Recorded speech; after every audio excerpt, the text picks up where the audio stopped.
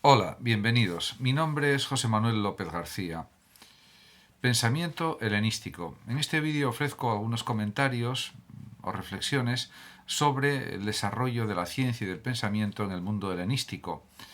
Está claro que la fundación de Alejandría por parte de Alejandro Magno pues dio origen a un florecimiento del conocimiento, de la sabiduría, de las ciencias, de la matemática, de la física y de otros conocimientos por medio del museo, a través de la gran biblioteca de Alejandría, que llegó a tener aproximadamente entre 800.000 y 1 millón de rollos, de libros, y ciertamente Alejandría se convirtió en un gran núcleo del saber, junto con Atenas también, por supuesto, Pérgamo, que también tenía una considerable biblioteca, y otras ciudades helenísticas, pero fundamental está claro que fue la biblioteca de Alejandría y el museo. Ptolomeo, por ejemplo, comenzó por reunir una ingente biblioteca en Alejandría que fue ampliada en el reinado de su hijo Ptolomeo Filadelfo. Al poco tiempo, la biblioteca se convirtió en el centro del Museum o Templo de las Musas, que fue en realidad la primera universidad que ha existido en el mundo. La ciencia está claro que es virtud y que es saber, por supuesto, y con este giro se pretende también en Alejandría y en el mundo griego en general que el pensamiento sirva a la vida y no viceversa. Para la escuela helenística ética estoica, el orden cósmico estaba unido a las nociones de destino y de providencia. El fundador de esta escuela estoica fue Zenón de Citium, Zenón de Citio, que nació en el 336 a.C. y murió en el 264 antes de nuestra era. Fue discípulo del filósofo cínico Crates. Zenón consideraba indispensable la ciencia para encarrilar la vida, aunque no le supusiera valor autónomo alguno.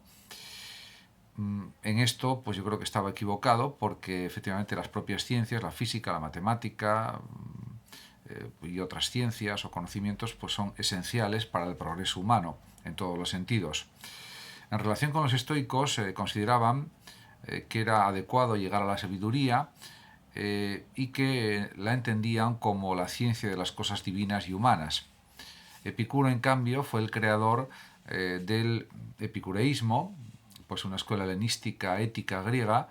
Epicuro nació sobre el año 341 antes de nuestra era y murió sobre el año 271, 270 aproximadamente antes de nuestra era también. En cuanto a la felicidad, considera que es la liberación de todas las pasiones excesivas, fundamentalmente, y también pretende conseguir la tranquilidad del alma o la tranquilidad del ánimo o la ataraxia. En este sentido, considera que hay cosas de las que no hay que preocuparse, como del dolor, de las enfermedades, de la muerte, de los dioses, etc.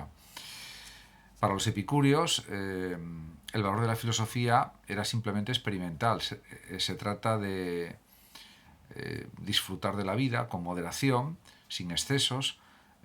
Por lo tanto, aunque a la filosofía epicúrea se la puede denominar claramente hedonismo, este hedonismo no lo es exagerado o no es un hedonismo simplemente que procure el goce de los placeres corporales exclusivamente, sino que también Epicuro enseña que los placeres espirituales, los placeres intelectuales o mentales son realmente los más importantes. Y también Epicuro insiste en la moderación, en los placeres moderados y necesarios y en cuestiones similares. Desde el epicureísmo, por supuesto, se enseña el fácil logro del placer y para Epicuro la muerte no significa nada para el ser humano. Los escépticos es otra escuela ética, filosófica, helenística, fue fundada por Pirrón de Elis y el escepticismo intenta la consecución de la felicidad por medio de la tranquilidad del alma, de la mente, la serenidad de la mente, la ataraxia. Los escépticos sitúan la felicidad en el rechazo de cualquier teoría porque todo es de origen incierto, todo puede ser objeto de duda continua y no hay ninguna verdad segura, según el estoicismo. Para la investigación escéptica, es importante llevar al hombre o al ser humano a rechazar cualquier doctrina determinada y llegar así también a la tranquilidad. En cuanto a la aportación escéptica a la ciencia, pues ha sido históricamente importante. Ciertamente, pues un escepticismo excesivo o radical o muy radical puede ser contraproducente porque lleva a la inacción. Y en este sentido, eso pues también lo podían entender los escépticos antiguos. En cuanto al Museo de Alejandría, pues tenía 4 departamentos, que era el de literatura, matemáticas, astronomía y medicina. Y diríamos que el auge mayor de la Biblioteca de Alejandría y del Museo de Alejandría, como una especie de universidad antigua, la primera, es desde el año 300 antes de nuestra era aproximadamente hasta el año 100 antes de nuestra era. Y se desarrolló en Alejandría pues una gran actividad por parte de la ciencia matemática, la ciencia física, la astronomía y otros saberes. Indudablemente, los fundadores del Museo de Alejandría estaban inspirados por Aristóteles y en el museo se le leía y admiraba a Aristóteles, a su obra. Es interesante destacar además que en el museo no había departamento de filosofía, pero estaba incluido dentro del de literatura, podríamos pensar. Y además estaban las obras de Platón, de Aristóteles y de otros grandes filósofos también. De todas maneras, la ciencia se desarrolló en Alejandría de forma independiente, hasta cierto punto, de la filosofía, aunque esto habría que matizarlo porque grandes filósofos a la vez eran pues, matemáticos o eran biólogos, podríamos decir hoy en día, como es el caso de Aristóteles, etc. En cualquier caso, pues también hay que considerar, por ejemplo, la obra de Claudio Ptolomeo, que vivió desde el año 85 después de Cristo hasta el 165, y que consideraba que la Tierra estaba inmóvil y que afirmaba también el geocentrismo aristotélico y hablaba de epiciclos planetarios. Y bueno, pues estas teorías fueron, diríamos, sustituidas por las de Copérnico ya en el siglo XVI y posteriormente también en el heliocentrismo derivado de Copérnico en el siglo XVII. Euclides, por ejemplo, pues fue un geómetra que nació en el 330 antes de nuestra era y murió hacia el 260, y en sus elementos de geometría establece, podríamos decir, las bases de la geometría griega, del círculo y de la recta, así como también de toda la teoría de los números en su tiempo. El método más utilizado por Euclides, por ejemplo, es la reducción al absurdo. Euclides además demostró también que los números primos no constituyen un conjunto finito. Otro gran científico, físico, matemático, inventor, fue Arquímedes de Siracusa, que nació en el 287 antes de nuestra era y murió en el 212, asesinado por un soldado romano.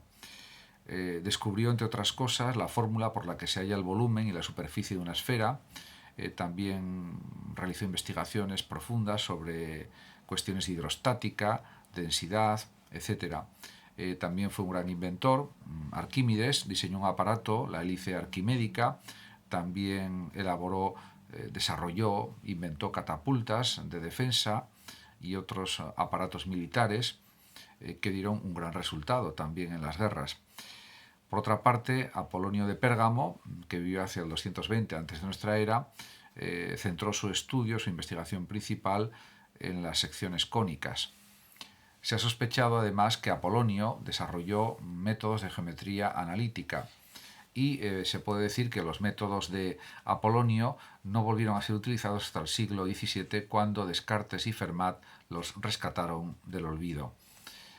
Por otra parte, Hiparco de Nicea, que vivió desde el 190 antes de nuestra era hasta el 120 antes de Cristo, por ejemplo, estableció, entre otras cuestiones, la distancia relativa entre el Sol y la Luna. También elaboró una nueva medición con tablas de cuerdas de ángulos. Además, fijó la astronomía sobre una base claramente matemática. Se puede señalar también pues los descubrimientos, las invenciones de Herón de Alejandría, como por ejemplo la turbina de vapor, que por primera vez transformada pues convertía la energía térmica o calorífica en mecánica, y que fue el precedente de, ya muchos siglos después, de los inventos de la máquina de vapor, por ejemplo, por James Watt y Newcomen en el siglo XVIII. Además, se puede hablar de otro pensador, de otro científico, otro investigador, como es Aristarco de Samos, que murió hacia el 230 antes de nuestra era y que comparó, por ejemplo, los tamaños de la Tierra y la Luna aprovechando un eclipse lunar. Aristarco además indicó que la Luna, aunque menor que la Tierra, no era tan pequeña como anteriormente pues se pensaba. También cabe citar pues, la obra y las investigaciones de Eratóstenes de Cirene, que vivió desde el año 275 hasta el 194 antes de nuestra era, y que hizo, entre otras muchas cosas, un mapa del mundo conocido. Entonces, diríamos que hay que reconocer también que fue, pues diríamos, el bibliotecario del museo, de la Biblioteca de Alejandría, podríamos decir, y tuvo una labor muy importante como científico, como investigador.